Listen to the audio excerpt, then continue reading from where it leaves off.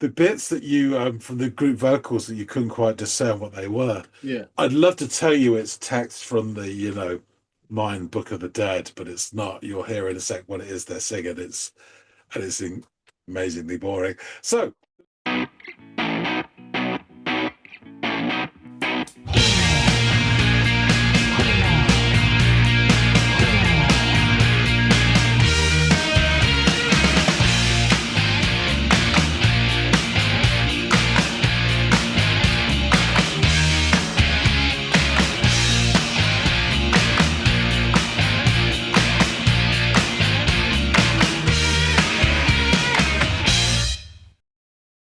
Hey, everybody out there. Welcome back to another episode of the Audiophiles. I'm Andy, that's John, and it is time, like it always is when we get together, to listen to some music. John, you've got something for us to check out today. What is it? back to the band we have previously covered, and that band is Talk Talk. Oh, okay. All right. So previous episodes we've done I Believe in You and Living in Another World, the live Yes. version. So this time, one of their songs, which is more well known over here, and that song is "Life's What You Make It." Okay. Interesting mantra, and title of a song for that matter. Um, cool. All right. Talk Talk, very interesting band, clearly very talented. Um, I am interested to see what they have in store here, so let me go off and check this track out.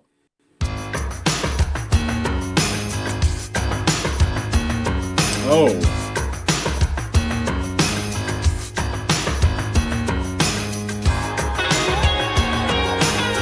oh,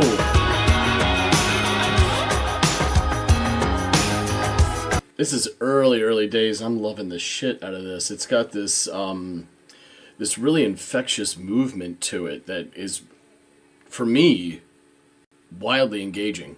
Like it's the rhythmic movement of it all that just makes me want to move along with it. That is something only music can do, and it's the really good examples of music that make you want to do it a lot. And if this persists, it's going to be one of those shoulder bop tunes that instantly sinks its teeth into me.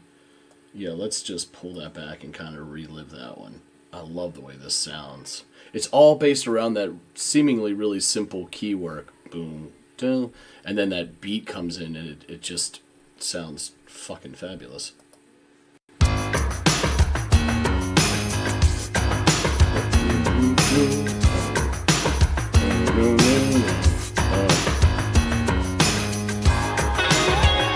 That guitar.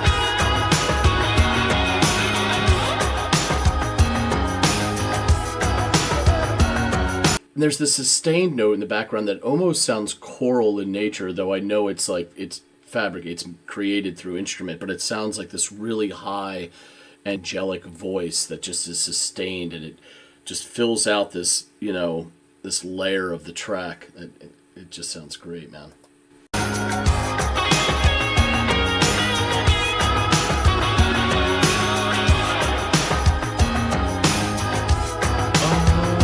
It's very uplifting.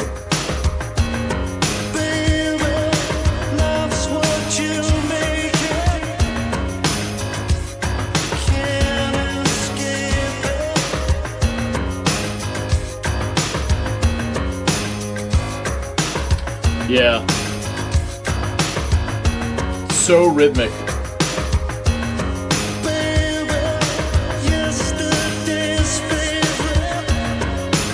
Yesterday's favorite, huh?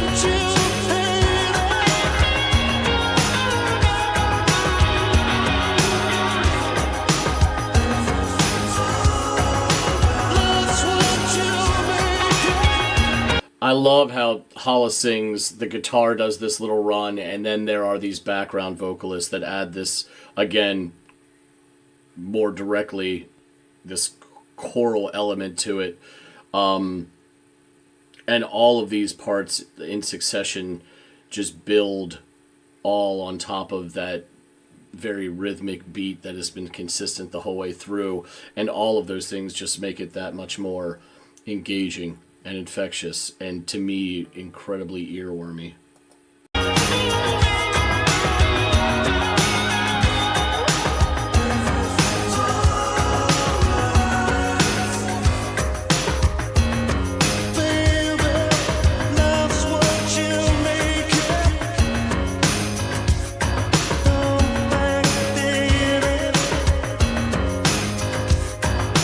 Almost industrial beat too, which it sounds great the way it's mixed.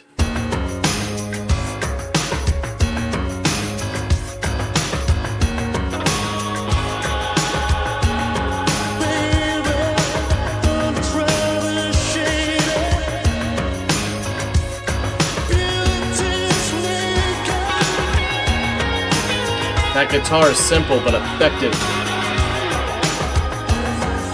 Sweeping.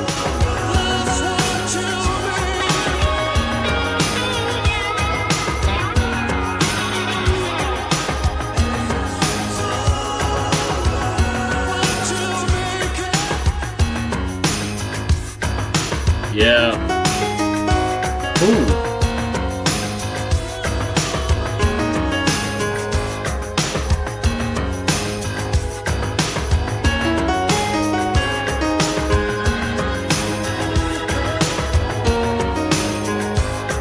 Piano's great.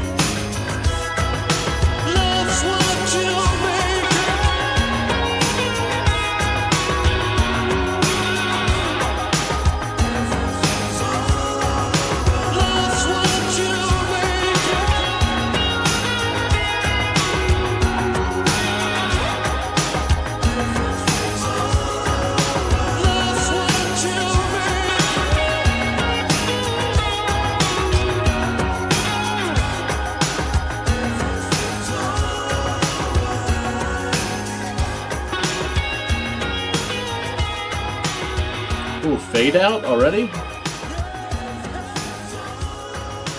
Jeez. Wow.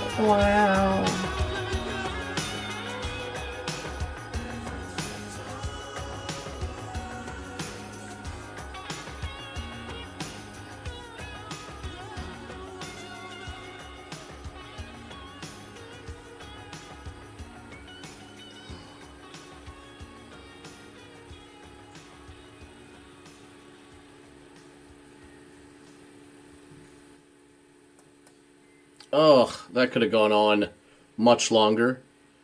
And in the interest of being candid, I wish it had. This was, I know it was kind of, it was quite repetitive with that rhythmic movement that lasted the entirety of the song. But to be fair, it was so effective in being engaging that I wish it had gone on for at least another minute.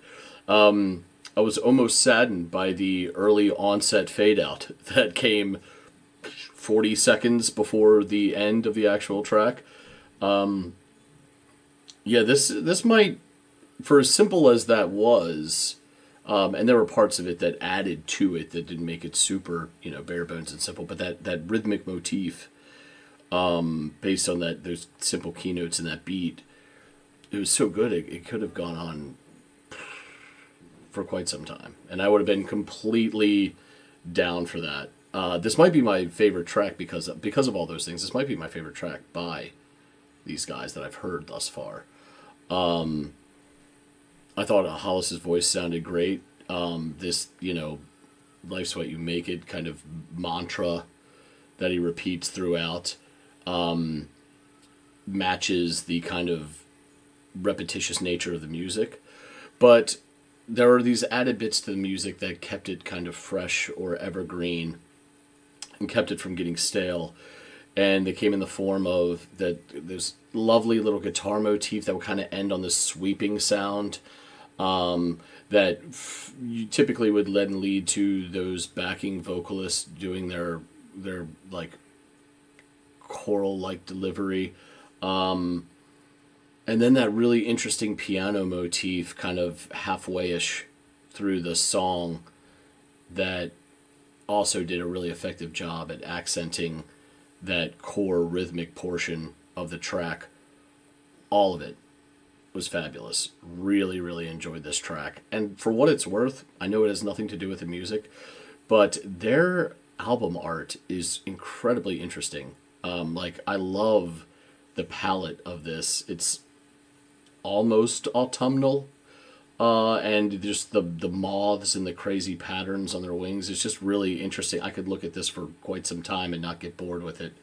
I know that really is not what we're here for. We're here to discuss the music, but clearly these guys have an ear for art, as their music would suggest, but they also have an eye for it, because this isn't the first time I've been kind of like deeply intrigued or interested or attracted to their album artwork. So yeah, hats off to them. Yeah, this was a really great track. I had a blast listening to this. I found it really hard to kind of stay seated and keep my shoulders from moving too much, but I think I even failed at that because I know I was moving during that song, as one should. There's a lot of like movement to this track that kind of begs the listener to join in. And so I did just that, and I'm sure I will do it again and again, because this may have been the first time that I gave this track a spin, but it certainly won't be the last. Let's find out some more and go chop it up with John, shall we? Vasco da Gama, he's back. So you've had to listen to Life's What You Make It by Talk. So good they named it twice. And the genius of Mark Hollis. What do you reckon? Well, you gave me Talk, and I gave it a listen, and I liked. Actually, I loved this track. This it's a lot of fun, this one. The song kicks off with this kind of funky movement, all based around this very rhythmic movement, I should say, but all based around those low notes of the keys. And the beat that sort of is in between those bits. And this provides some swagger to the progression of the track right out of the gate, which I find undeniably engaging. Instantly, I want to move to the groove of this track, and spoiler alert, I did. Lots of shoulder bops in this reaction. Then enters this beautiful guitar motif that is a bit over. It's like over top of this funky kind of sound that they have. It's got a higher airy sound that is almost like faint angelic choral notes that you can hear as well going on during this bit, and it's really interesting because I'm trying to pinpoint what it is along with this guitar in the background that has this like I think it's ascending kind of higher registered sound to it, and it almost sounds like a female's voice, but I don't know if it is. It might just be something synthesized or synthetic. But I really enjoyed that. By the 33rd second, the aforementioned Mr. Mark Hollis begins singing, and he delivers the line, "Baby, life's what you make it, can't escape it." Followed shortly thereafter by "Baby, yesterday's favorite, don't you hate it." Then these few notes on the guitar come in and accent Hollis's vocals, simple but very effective. And I can't quite make out what the backing, and these are proper backing vocalists now that have joined. I can't really make out what they're singing, but the tone and the delivery of their voice is just great. Around the 220 mark, the piano starts doing something similar to what the guitar was, in that it's providing it's doing this accent work after Hollis delivers the titular line. The repetitive nature of that main motif is both infectious and almost hypnotizing in how it pulls you in and keeps you engaged throughout the track. This continues until you can start to hear the earliest hint of a fade out, and it's quite a stretched out fade at that, with nearly 40 seconds of track when it begins to start to, reveal itself. And I wish the track had persisted for another minute at least. As I mentioned and maintain, this song is wildly engaging with its rhythmic movements and accompanying accent work by guitar and piano, as well as the killer harmonies, which all work together to rope the listener in. And as a result, I was left gluttonously wanting more. Um, Regardless, I think this might be my favorite track by the band. I don't know if it's just the way it's it is the repetitive nature of it, but it's both repetitive and providing like this variation as it progresses and goes through that keeps it evergreen while still keeping you rooted in that rhythmic drive that it started with and continued through its duration. And I really, really enjoyed that a lot. I should also note, I think it needs to be mentioned now that we've done 3 tracks on this channel. And I know the second one with Living in Another World was that from my perspective, fun to watch because of the period aesthetics of the players and how they were dressed and everything. But it was a really great song. It truly was. But this harkens back to "I Believe in You" and the visage of the album art, which is almost like Dali, as I recall, like the things hanging on the tree, like sort of flaccid, dilapidated. Um, but this visage of all these different moths of such vibrant, mostly autumnal colors was so beautiful to look at while listening to this. And it almost had like it was like a mix between an old, you know, college textbook for a biology course or an entomology course or something like that, coupled with your grandmother's favorite tablecloth. It was just this lovely mixture, and it both made me smile because of that aspect of it, but the artwork I really appreciated just in general as well, and the color palette and all the different moths that adorned the what I assume is, and now I'm getting confirmation by looking over your shoulder, the album artwork, which I know it's we're the Audiophiles, and this has very little to do with the song itself. But I really do love their album artwork. I think it's so interesting to look at, and I could just stare at it for, minutes. And when I say minutes, I don't mean 2 to 5. I mean 15 to 30. Just looking at it and noticing all the odd the in this one particularly the symmetry and the spacing, the negative space between all the moths and the beautiful patterns thereof as well, was equally, if not more interesting than the Dali reference I made a moment ago to their other album. Yeah, really, really cool stuff. So yeah, this band's really interesting. Hollis has a very interesting vocal delivery, and the music in this one was super engaging. So yeah, I loved it. So you talk about the sort of artwork. That's the artwork for "It's My Life." Again, more of that sort of Dali-esque quality Yeah. to it. Um, but this is the 12-inch for the track that we listened to before, "Living in Another World." Um, so there you got Yeah, yeah, Tiger that's Moth. more of But it's the just really interesting the way it's done. And then, as we said, this is Spirit of Eden, which had "I Believe in You" with the tree yes. with all the birds on it, the sea stuff, and then the final Laughing Stock album again. That's got really Sort of interesting same motif, stuff huh? on it. Yeah, yeah, really, really nice. And there's another one as well, which I'll show you in a second. Let me just put them back. So yeah, good news. So there are various versions of this song available. I gave you the sort of album version, the straight Hmm. version. I was really tempted to give you the extended mix because it's about 6.5 minutes. If when you listen to this song, sort of down in the mix, you hear this sort of strange noise. It's a cross between a synthesizer and some sort of almost woodwindy instrument. It goes do do do do do do do. Um, in the remix, that's the main driving musical motif. Oh, Um, oh, wow. and I fucking love it. I think it's great, but it's really, you should really listen to the first, normal version of it. But there's a 7 minute and an 8 minute extended mix as well. So there's plenty out there. Good. Go off Okay. and graze. So yeah, as we said before, previous episodes, I Believe in You, Live in Another World Live, playlist, details about the band, link below. How about you? So concentrate just on this. Colour of Spring, which actually Living in Another World comes from as well. This album here that's from, it's a third studio album released in '86.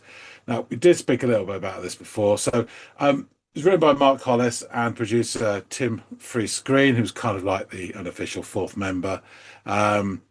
Unlike previous Talk Talk albums, the synthesizers rarely featured. It was replaced with guitar, piano, and organ. The album went on to become Talk Talk's greatest commercial success, and they're not really a chart band, but I think got gold record sales in the UK.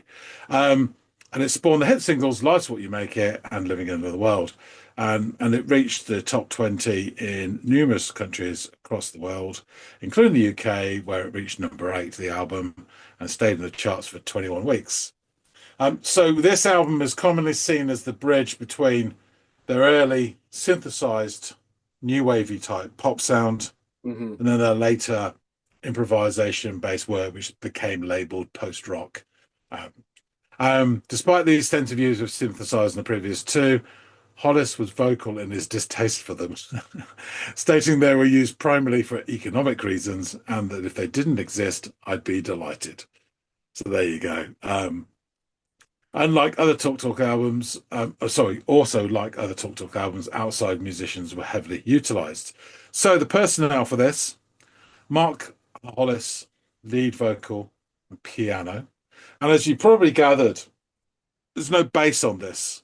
That piano motif is the bass line, basically. Yeah. So Which Paul makes Webb, perfect sense. You could imagine just in the opening salvo, first 15 seconds or whatever, that low key stuff being replaced with some bass work that is playing with the exactly. drums. Yeah. So the bass player in the band, Paul Webb, who does bass, he just did backing vocals in this track. He then went on for various guises to become Rusted Man, who then worked on stuff we listened to, etc. Lee Harris, drums. And the additional musicians on this were Martin Disham, percussion, the aforementioned producer, Tim Freescreen, on organ and mellotron, and the David Rhodes on that very wonderful guitar. On the album, there are some notable additional personnel. Just because it's nice sounding. Gaynor Sadler, who I've never heard of, but hats off to her. She plays the harp on the second track, so it's lovely. The children from the school of Misspeak. That's Miss as in a singular person, and then speak, not misspeak. Yeah. They were the children's choir on the first track, which is "Happiness Is Easy." Stevie Winwood, who's been appearing on the channel, played the organ on that track and a couple of others. And aforementioned Danny Thompson, who we talked about recently, passed away, who was on John Martin, Nick Drake, loads of other stuff. He played the acoustic bass on that first track, "Happiness Is Easy," as well. So yeah, another friend of the channel. Life's What You Make It was released as a single in 1985, and it was the first one from the album, just preceding the album by a wee bit. The single then became a hit in January of '86, and it peaked at number 16, and it reached number 90 on the Billboard Hot 100. The track was re-released again as a single in 1990, charting at number 23, promoting their first compilation album, Natural History, which I went out and bought here. And as we talked about the artwork, there you go. You've got little bits and pieces from the various albums, the birds and the Dali-esque eye. And on the back, it's just the eye. And that eye there reminded me of this is really geeky. 2000 AD, Judge Dredd, one of the elongated stories, the Judge Child, on their quest throughout the galaxy to find the Judge Child. They land upon a planet where the pilot catches this alien disease, where bits of him disappear. like jigsaw puzzle in reverse. Oh, wow. And at one point, he's left, I think, with just an eye and a mouth and maybe an ear or something. And they all pop away and disappear and he cease to exist. And just that eye just reminds me of that story. So there you go. It's very geeky. I can see that. So yeah, this song was actually one of the last to be conceived for the album, following concern from the band's management. There was a lack of an obvious single amongst the accumulated work, which is a concern that would continue for the next two albums. Initially, winning Mark Hollis and Tim Freese-Green got together and they accepted the task as a challenge. And Freese-Green said, "I had a drum pattern loosely inspired by Kate Bush's Running Up That Hill. And Mark was playing Green Onions organ over the top." Just as they were composing it, Running Up the Hill had been on number 3 in the UK singles charts, released in August 1985. And then the track was embellished with Dave Rhodes' guitar hooks. So Laser Guided Melody blog said, "Life's what you make it. Bold, dramatic, built upon a piano motif that takes permanent residence in perception. The percussion is brutal. Hollis's vocal edged with mania. The lead guitar daubing slabs of color across the melody in bruising concentration. It's a song as multifaceted statement, crowning of nuance and wrapped in interpretation." And I think there's something in that presentation of the low piano and then that sort of celestial guitar that it kind of lends an air of profundity to it. You feel like what's going on is quite profound, but it isn't really. And the bits that you from the group vocals that you couldn't quite discern what they were. Yeah. I'd love to tell you it's text from the Mind Book of the Dead, but it's not. You'll hear in a sec what it is they're singing. It's amazingly boring. So the lyrics are very brief, and they go, "Baby, life's what you make it. Can't escape it. Baby, yesterday's favorite. Don't you hate it?" And then the backing guys sing, "Everything's all right. Life's what you make it. Everything's all right. Baby, life's what you make it. Don't backdate it. Baby, don't try to shame it. Beauty is naked. Everything's all right. Life's what you make it. Everything's all right. Life's what you make it. Don't. Baby, life's what you make it. Celebrate it. Anticipate it. Yesterday's faded. Nothing can change it. Life's what you make it. Everything's all right. That's what you make it. Everything's all right. That's what you make it. Everything's all right. Everything's all right. Everything's all right. Make it. Make it. Everything's all right. That's what you make it." That's it. Yeah. So It it's a wasn't a very lot- I mean- simple motif. Yeah, and life is what you make it. That's a very sweet sentiment. It's going to be all right. Lacking in the profundity that I think we were both looking for when we first heard this song. You years ago, me today. But for me, Hollis's voice sounds really good, and the backing vocals sound, dare I say, even better or equally as good and important to the song. But really, to me, outside of the useful, I suppose, reminder mantra of life is what you make it, to me, it was all about the music in this one. It was really just so. I'm trying to find synonyms here, but I keep going back to the well of like engaging. It just brought it, like, from the moment it started, it just brought me in and didn't really release me until I was a little let down by the fact that the fade out came sooner than I wanted. And this is the rare time where I've been like, "John, you should have given me the 8-minute version." And now I think I mentioned in the reaction, like, this was the first time I listened to it, but it is without question, it won't be the last. So I think when I go and revisit this, I'm going to kind of tinker around with some of the other iterations of the song to see how varied they are from this source material. Yeah. To see what it all. I'll tell you what I will do. I will send you a link for the remix because, as you will discover in a future episode, the world of 1980s 12-inch remixes is a very murky one. Yeah. And you need a guide because otherwise you can end up with versions of the songs that are fucking terrible, which we will discover at a certain point in the near future. Can't wait. Honestly, it's just people just, like they said, they did it just because they could. Just for the sake, yeah. Yeah, the things that they did to the songs in the 1980s for the sake of a 12-inch remix was just some of them are just truly terrible. But they're there to be enjoyed, Yeah. ironically today. Anyway, I shall wrap things up. Yeah, just to say finally, sorry, this is the last two albums that he did. This one as well, actually, just solid. Really truly wonderful albums, and this is a bridging one, so it does have a bit of that sort of more accessible media, almost poppy sort of note to it.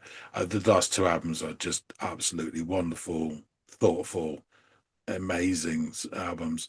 But in terms of immediate sort of catchiness as a standalone song, this is right up there as one of his best. It's just, as you say, immediately engaging and wonderful, and the hooks really do hook into you. It's a great, great song. Anyway, I'll wrap things up. Thanks for listening to Sandy. Folks Thank out you. there, tell us what you think. Please do hit the like button and show your love for this track or not. Takes all sorts. Please drop some comments as well. Let us know what you think about this track in particular, but about the album as well, and about the wonderful Mark Hollis, a very, very talented guy. Completely untaught as well musically. Yeah, really interested to hear what you think about this, and probably some memories of this when it came out as well would be cool. Anyone who saw Talk live as well, I really wish I had. Just as a side note, actually, I remember this. We were in a German lesson. We had a young, trendy German teacher. He would have been, thinking back on it now, probably mid-20s. I think his name was Roger. He came from Bradford, and he had slight bleach highlights in his hair and wore like stay pressed trousers and white socks with espadrilles. And we would have been 14, 13, 14. And I remember one night, one lesson, he said, hey, lads, I'm organising a trip with some of the older boys to go and see a band. Whenever you want to come along, we're like, oh, yeah. What band is it? And he said, it's Talk. And all of us went, nah, not interested. Jesus Christ. I do regret that now. Yeah, I bet. I mean, they were a synth band at the time, and it was like, yeah, no. No. But yeah, so anyone who's seen them live, really interested. Perhaps you were there in 1984, saw them in 1984, and you can tell us how good they were or not. Anyway, if you haven't subscribed already, please do as well. I would love to have you on board. All this meaty goodness could be yours and more besides, 5 days a week. You just know to stop you looking at our channel on Saturday or Sunday. There you go. So hop on board. The water is sterilized. That being said, thanks so much for watching, and we'll see all of you on the next episode of the Audiophiles. See you later, guys.